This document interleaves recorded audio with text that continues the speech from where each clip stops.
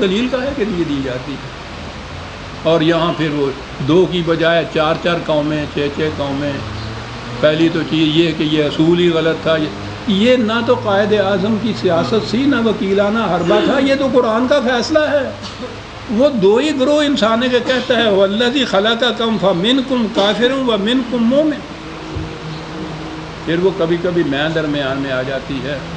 اس تحریک کے درمیان نیشنلسٹ علماء کے ساتھ جھگڑا اس بات کے اوپر تھا. وہ کہتے تھے ہندو اور مسلمان دونوں مل کے وطن کے اشتراک کی بنا پر ایک قوم بنتے ہیں، متحدہ قومیت. ہم یہ کہہ رہے تھے کہ یہ مسلمان ان سے الگ ایک فی ذات ہی قوم ہیں جداگانہ، یہ دونوں مل کے ایک قوم نہیں بن سکتے. یہ تھی وہ چیز. تو اب اس دور کے اگر آپ کو سب کچھ دور کا بتایا جائے گا، آپ دیکھیں گے طلوع اسلام کا ذکر کہیں نہیں کیا جائے گا. یہ اکیلا پرچہ تھا. اور پھر میں درمیان میں آ ہی جاتا ہوں، جب یہ تعلیم لیتا ہوں تو اکیلا پرچہ تھا جو یہ تمام نیشنلسٹ مسلمانوں کے اعتراضات کا جواب دیتا تھا دین کی سٹیج پہ کھڑا ہوتا. اور اس میں یہ ساری بحث جو تھی 2 ہی نکات تھے جن پہ بحث ہوتی تھی. ایک تو یہ کہ معیار قومیت کیا ہے. دوسری چیز یہ لوگ کہتے تھے کہ مذہب پر اسلام ایک مذہب ہے اور مذہب پر پابندی مذہب کی یا مذہب پر کاربند کسی مملکت میں کسی حکومت میں بھی ہوا جا سکتا ہے. اس کے لیے ضروری نہیں کہ اپنی مملکت ہو. اور ہم یہ کہتے تھے کہ مذہب میں تو یہ ہو سکتا ہے اور اسلام تو مذہب ہے ہی نہیں، یہ دین ہے اور دین کے لیے اپنے مملکت کی ضرورت ہے. کسی دوسری حکومت میں دین پر آپ عمل پیرا ہو ہی نہیں سکتے. یہ 2 تھے نکات وہاں. اور جب بھی کبھی ضرورت ہے کسی کو پڑ جائے، کوئی صاحب ہوش آئے اس دور کی تاریخ مرتب کرنا چاہے. میری زندگی کا تو پتہ نہیں عزیزہ نعمان، آخری لمحات ہیں. میں یہ واضح کرنا چاہتا ہوں آنے والے مورخ کے لیے بھی کہ اگر اس دور کی آپ نے صحیح تاریخ مرتب کرنی ہو طلوع اسلام کے فائل سے آپ کو ملے گا مواد. ان سب کے اعتراضات ملیں گے، ان کے جوابات ملیں گے قرآن کی روح سے. اور اسی بنا پر وہاں ہم نے مقدمہ جیتا تھا، وکیلانہ حربے کی بنا پر نہیں. یہ سب خاموش ہو گئے تھے، ان کے پاس کوئی جواب نہیں تھا. اور آپ حیران ہوں گے کہ قائد اعظم نے بھی جو اپنے دعوے کی تائید میں دلائل دیے تھے اس میں وہ بھی قرآن ہی کو پیش کرتے تھے. پھر ہوا منکم مومن، مجھے یاد آ گیا کہ یہ خاص طور پہ یہ دلیل تھی جو ہم طلوع اسلام میں دیا کرتے تھے. اس کا کوئی جواب ان کے پاس نہیں ہوتا. آگے بات چلتی جب اس نے مومن کہہ دیا ایک کیٹیگری، تو اس کے اندر پھر مومنین کے اندر اور پارٹیاں بن ہی نہیں سکتی. یہ تو امت واحدہ تھی، خدا نے اس کو امت واحدہ بنایا تھا.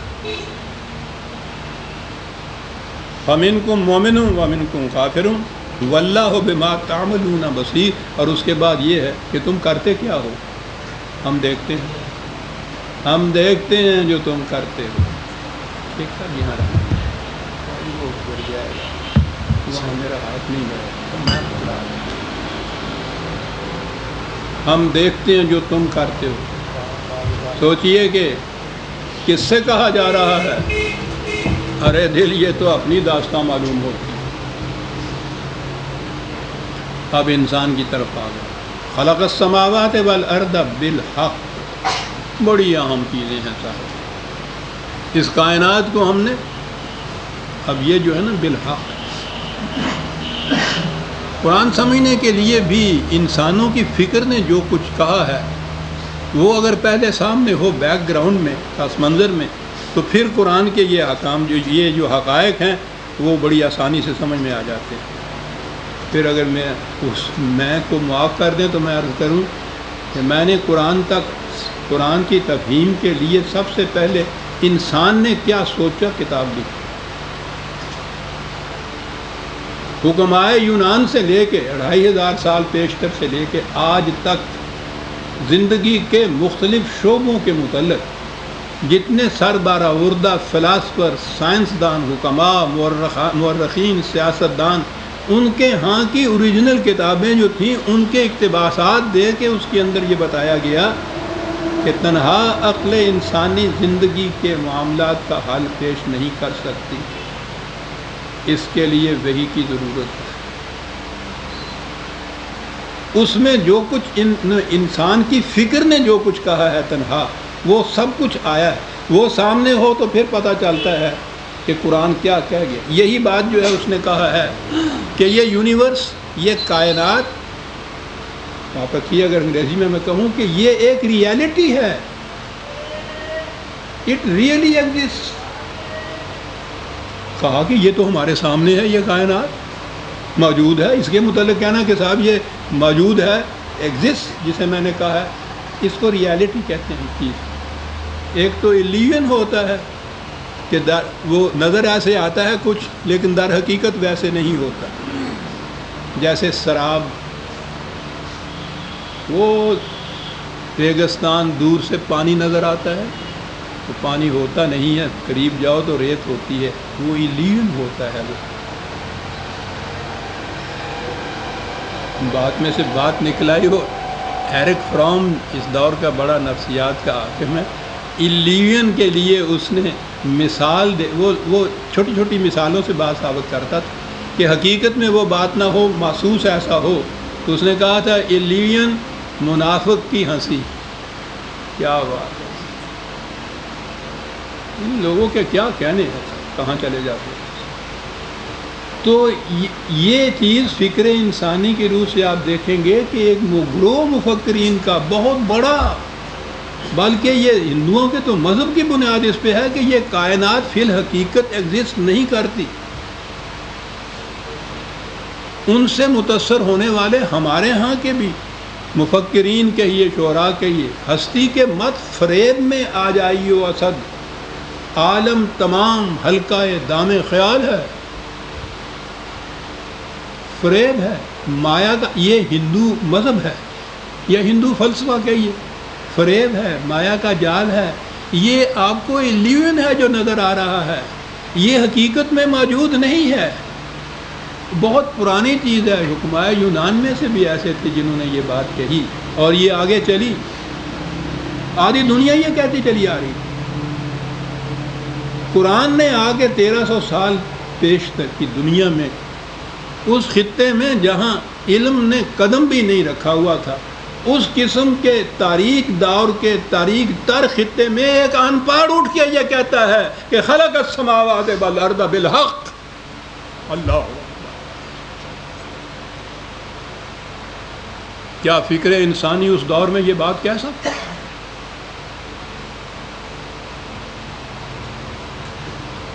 فکر انسانی سے ماورا سر چشمہ علم ہے جس کو وہی کہا جاتا ہے، یہ وہی کہہ سکتا ہے خلق السماوات والارض بالحق،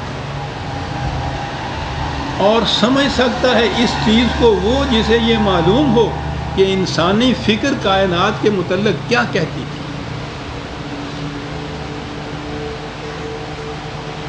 اور جب اس دور کے اندر جو فکر انسانی تھی وہ ملخص سامنے آ جائے تو پھر پتہ چلتا ہے کہ واقعی یہ حضور نبی اکرم صلی اللہ علیہ وسلم کے اپنے ذہن کی پیداوار نہیں تھا۔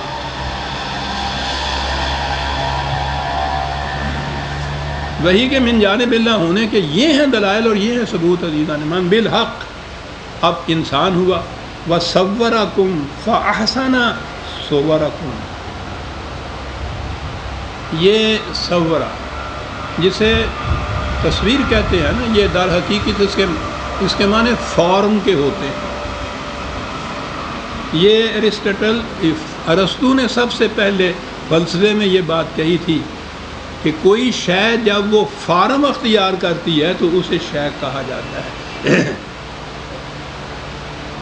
وہ ایک پیکر جب تک، اس سے پہلے وہ تصور میں ہوتی ہے، وہ نظریہ ذہن میں ہوتی ہے، خیال میں ہوتی ہے، شے اس وقت اسے کہا جاتا ہے جب وہ ایک فارم اختیار کرتی ہے۔ یہ بڑی اہم چیز ہے فلسفے میں، یہ فارم جو ہے اس کو قرآن نے کہا ہے صورہ۔